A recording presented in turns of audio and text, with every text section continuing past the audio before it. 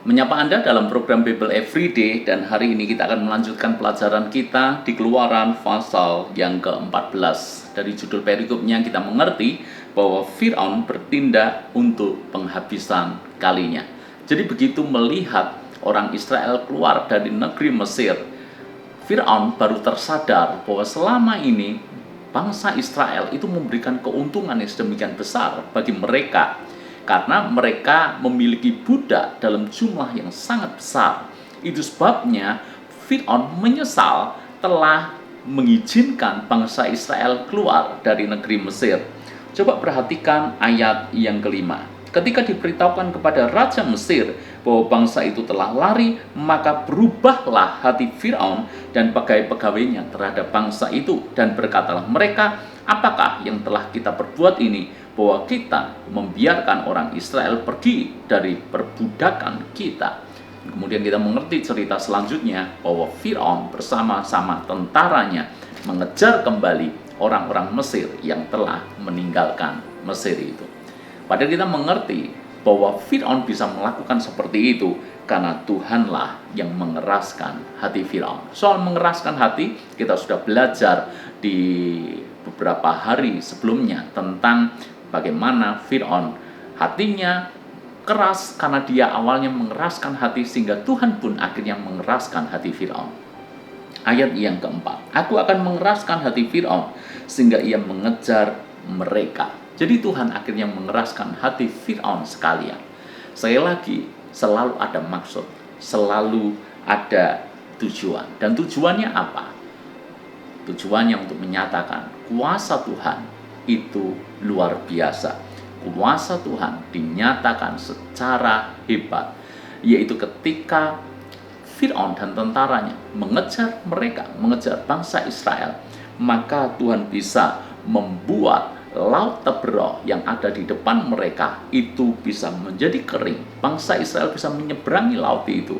Dan ketika sudah sampai di ujung dan tentara Mesir mengejar dan berada di tengah-tengah laut Tebroh itu, maka Musa dengan kuasa Tuhan bisa membuat laut Tebroh itu kembali menjadi lautan, sehingga Fir'aun dan tentaranya tenggelam, terkubur di laut Tebroh itu. Apa yang kita bisa pelajari dari hal ini? Yang kita bisa pelajari adalah bahwa Tuhan kalau mengerjakan segala sesuatu itu selalu tuntas. Sekalipun bangsa Israel sempat kecewa, sekalipun bangsa Israel sempat marah kepada Musa, sekalipun bangsa Israel bersungut-sungut kepada Musa. Coba perhatikanlah ayat yang ke-10. Ketika Fir'aun telah dekat, orang Israel menoleh, maka tampaklah orang Mesir bergerak menyusul mereka, lalu sangat ketakutanlah orang Israel dan mereka berseru-seru kepada Tuhan.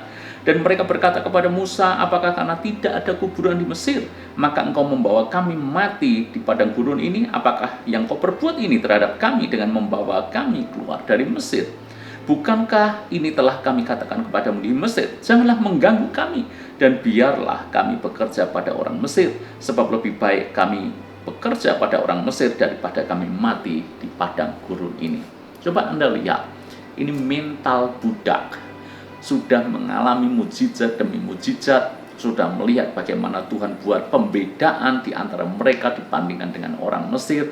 Lalu kemudian ketika mereka dikejar-kejar oleh tentara Mesir, dikejar-kejar oleh Raja Fir'aun, mereka menjadi takut, mereka bersungut-sungut, mereka menjadi marah kepada Musa, dan mereka berkata, apa tidak ada kuburan di tempat ini, di padang gurun ini, sehingga engkau membawa kami untuk mati di sini?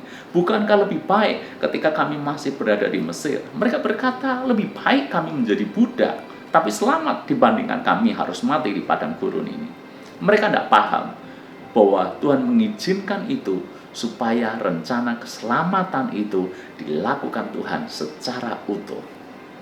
Akhirnya toh mereka melihat bagaimana Tuhan melepaskan mereka, membebaskan mereka dengan cara yang sangat luar biasa, yang dari waktu ke waktu tidak pernah terjadi sebelumnya, yaitu mereka melihat bagaimana Musa membelah laut Teberau sehingga mereka bisa berjalan di dataran kering itu, dan mereka melihat dengan mata kepala mereka sendiri bahwa Firaun dan tentara Mesir yang mengejar mereka akhirnya mati tenggelam di laut Teberau itu.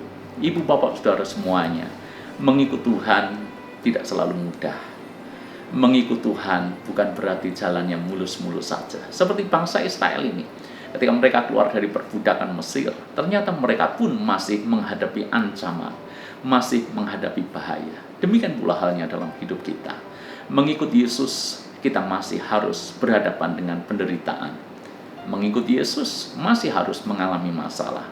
Tetapi belajarlah untuk percaya, kalau Yesus bisa melepaskan kita dari perbudakan, maka Yesus yang sama bisa menolong kita keluar dari segala masalah kita. Ayat yang ke-13 sebagai peneguhan di hari ini. Tetapi berkatalah Musa kepada bangsa itu, janganlah takut, berdirilah tetap dan lihatlah keselamatan dari Tuhan yang akan diberikannya hari ini kepadamu. Jangan takut, berdirilah tetap, lihatlah keselamatan dari Tuhan. Ketika masalah terjadi dalam hidupmu, jangan pernah lepaskan Yesus. Berdirilah tetap, jangan takut, lihat Tuhan, pandang Tuhan, fokus kepada Tuhan. Maka Tuhan yang pernah melepaskan bangsa Israel dari cengkraman Mesir, dari kejaran Raja Firaun, maka Tuhan yang sama sanggup melepaskan kita dari segala pergumulan yang kita hadapi hari ini. Jangan takut, lihat kepada Tuhan, maka Tuhan akan mengerjakan keselamatan yang sempurna dalam hidup kita. Tuhan memberkati.